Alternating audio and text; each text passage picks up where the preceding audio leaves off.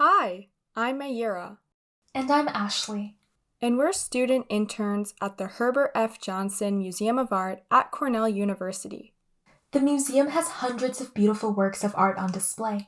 But did you know there are thousands more in museum storage that students and faculty can view for independent research? In this video, we're here to explain how Cornell students can conduct research at the museum by navigating the museum's online database, finding works of art, and setting up independent viewing appointments. Say I'm taking a class and I need to write a research paper about a work of art. Where should I start? One of the best places to look at the museum's collections is to go online to the museum's public-facing collections platform, eMuseum. What is eMuseum and how do I use it? eMuseum is a convenient way to search, view, and learn about the Johnsons' collection online. Start by going to emuseum.cornell.edu. Once you scroll down, you will see a variety of artwork classified based on categories such as medium, culture, style, and more. Okay, so if I wanted to look up photographs from the early 20th century, where would I start? Great! In that case, you can scroll to photographs. Once there, you can filter your results to find artwork over a range of years. You can also use the advanced search function to further refine your search. Here, we can search based on title, artist, object number, which is how the museum labels each piece, year, collection, and more. What if I don't know what category I want to start in? That's fine too. Alternatively, you can also use the search bar at the top of the page to search for key terms. For example, you can search by artist or title and then filter your results. Wow, thanks! I'm seeing a lot of other features on the website. What other things can I do on eMuseum? There's a lot more we can do. First, you can download a JPEG image to zoom in or out. You can also download information about a piece to a PDF on your computer. Sometimes, pieces will even have label copy, which contains additional information about the significance or background of the piece. Lastly, you can also share the piece on social media. Is there a way to save pieces for later or group several related pieces together? There certainly is. Once you log into eMuseum, there are even more options for what you can do. To make an account, all you will need is an email address. Go to Favorites, click Sign In, and then create a new account. If you already have an account, you can just sign in and you will be able to favorite pieces that will stay on your account. You can then access these favorites from the eMuseum homepage. Wow, cool! What about groups other people have made on eMuseum? I'd love to see what others have found and collected. From the eMuseum homepage, go to Favorites. In the Community Favorites tab, you can see groups that have already been created. Cool! Looking through these is really interesting. There is a group called Ithaca. Yes, that's a community group filled with artwork related to Cornell and the greater Ithaca community. Okay, awesome.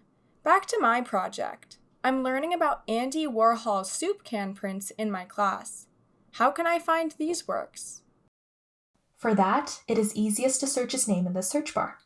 This will show you all of his works, and you can then filter for only prints. Alternatively, you can search for soup can directly. Great! There are so many interesting pieces to choose from. After looking on eMuseum, I'd love to conduct research on this one, his clam chowder print. I also found this related drawing called Campbell's Soup Can. It would be really interesting to see the drawing and print together since they use different techniques. The drawing is unique, and the color screen print is a multiple, which means it is part of a larger series of identical works. Once you've chosen the pieces you want to work with, contact the curatorial assistant to set up the viewing appointment. You can do this by going to the museum staff page on the museum's website at museum.cornell.edu and emailing them. If you still have further questions after the viewing appointment, you can consult the appropriate museum curator. They might be able to help with questions about how the work was made or how it came to be in the Johnsons' collection. Great! What's the timeline for setting up an appointment? When making a request, be sure to do so in a timely manner. It is a good idea to contact the museum as soon as possible. Viewing appointments are typically made at least 2 weeks before you expect to come in, so that there is adequate time for museum staff to verify that your requested piece is available and in good enough condition to be pulled from museum storage and viewed.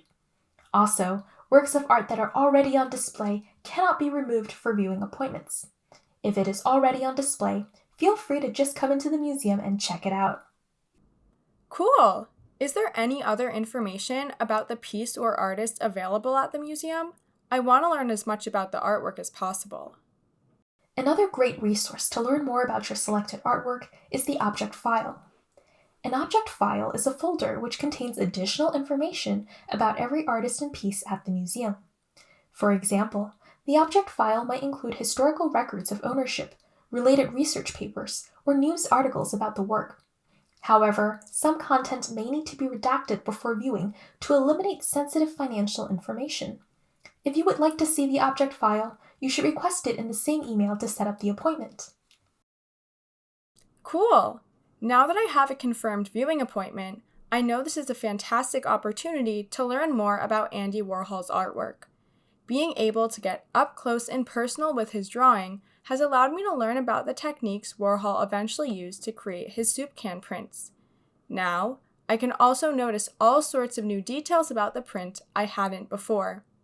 For example, I never realized how the silver parts of the can are shiny and metallic looking compared to the rest, or how up close, the lettering is not actually as perfect as it appears.